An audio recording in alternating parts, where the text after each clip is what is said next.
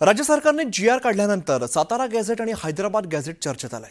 हे दोन्ही गॅझेट नेमके काय आहेत? दोन्ही गॅझेटमुळे मराठा समाजाला प्रमाणपत्र मिळणं सोपं जाणार आहे का? याबाबतचा सविस्तर रिपोर्ट बघूया। छत्रपती संभाजी महाराज की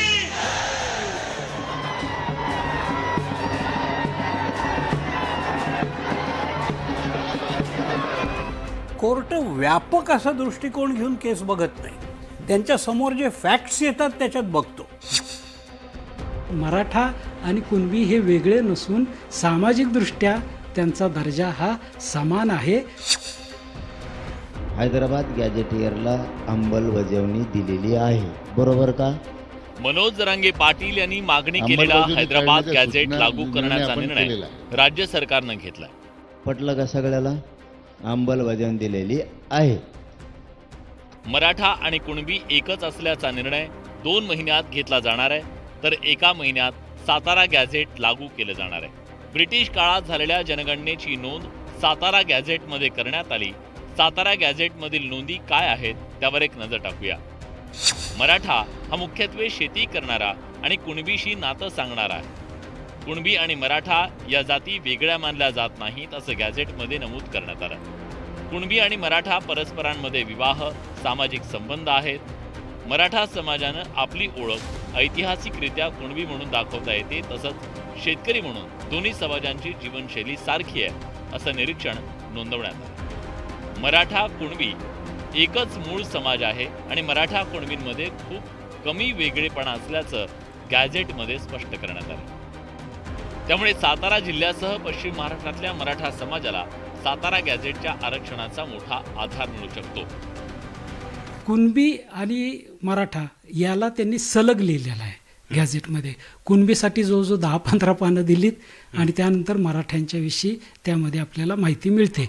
ही लोकसंख्या जवळजवळ 5,80,000च्या आसपास आहे, म्हणजे जवळजवळ टक्केवारीत जायचं झालं तर 60% आसपास ही लोकसंख्या कुणबी म्हणून आहे।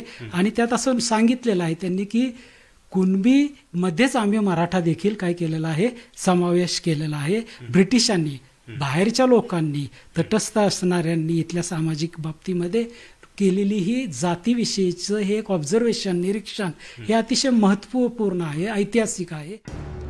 शाहू महाराजांच्या क्षत्रिय प्रकरण झाल्यानंतर कुणबी मराठा झाले। मराठवाड्यात कुणब्यांनी मोठ्या प्रमाणात मराठा जातीची नोंद केली, त्यामुळे मराठवाड्यातल्या मराठ्यांची कुणबी नोंद सापडण्याचं प्रमाण अत्यल्प आहे। मात्र निजामाच्या राजवटीत हैदराबाद संस्थानात मराठ्यांची कुणबी अशी नोंद करण्यात आली, त्यामुळे हैदराबाद गॅझेटसाठी जरांगे पाटील आग्रही होते। हैदराबाद गॅझेटमध्ये कोणत्या महत्त्वाच्या नोंदी करण्यात आल्या त्यावर एक नजर टाकूया। हैदराबाद गॅझेट म्हणजे हैदराबाद संस्थानच्या काळातील सरकारी राजपत्र आहे। गॅझेटमध्ये मराठा समाजाची कुणबी मराठा अशी नोंद करण्यात आली आहे। हैदराबाद संस्थानातील 1881च्या जनगणनेत कुणबी मराठा अशी नोंद आढळते। शेती करणारे कुणबी मराठा असा गॅझेटमध्ये उल्लेख आहे। हैदराबाद सरकारनं 1902 ते 1948 दरम्यान समाज घटकांबाबत अभ्यास केला। अभ्यास करून काही जातींना शैक्षणिक सामाजिक दृष्ट्या मागास घोषित करण्यात आलं। गॅझेटमध्ये मराठा समाजाला शैक्षणिक सामाजिक दृष्ट्या मागास गटात दाखवण्यात आलं। घोषणांची नोंद अधिकृत अशा हैदराबाद गॅझेटमध्ये प्रसिद्ध करण्यात आली। मात्र राज्य सरकारनं आरक्षण दिलं असलं तरी आरक्षणाचा प्रश्न निकाली काढण्यासाठी संसदेतून कायमस्वरूपी तोडगा काढता येणं शक्य आहे। मूलभूत प्रश्न आहे ज्याच्याबद्दल कोणी बोलत नसतं।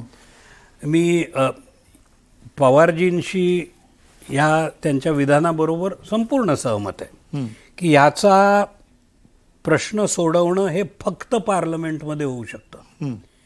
आज 51% एक्सीड करता येत नाही। मराठा समाजाला ओबीसी आरक्षण देण्यासाठी कुणबी ओळख आवश्यक आहे आणि त्यासाठी सातारा आणि हैदराबाद गॅझेट महत्त्वाचं ठरणार आहे। हैदराबाद गॅझेटमध्ये मराठा आणि कुणबी एकच असल्याचं सांगण्यात आलंय, तर सातारा गॅझेटमध्ये कुणबी आणि मराठा या जाती वेगळ्या नाही आहेत असं नमूद करण्यात आलंय। त्यामुळे मराठवाडा आणि पश्चिम महाराष्ट्रातल्या मराठा समाजाला न्याय मिळण्याची शक्यता निर्माण झाली आहे। संतोष गोरे, न्यूज 18 लोकमत, मुंबई।